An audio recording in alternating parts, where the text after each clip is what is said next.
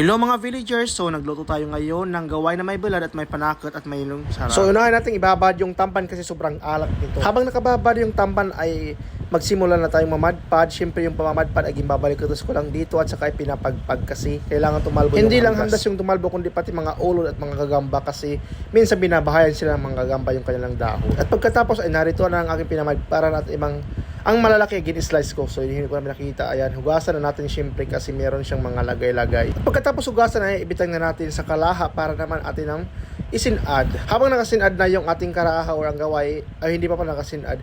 So ayan, hinugasan ko muna yung luya kasi kailangan nakababad yung luya doon sa gaway. Habang pinapaluto natin or pinapakuluan natin yung gaway ay dito muna tayo sa panakot ating balatan at titsuan. Katapos ay hugasan natin yung ating siling haba para ibitang na natin doon sa ating gaway na niluluto. At hugasan na natin yung ating panakot para naman i-slice at ibitang na natin sa ating last na lenep or gata. Tuksan na natin ating karaha baka kaladkad na at ayang kaladkad na nga so hanguin na natin yung ating tamba na binilad kasi sobrang alat ito.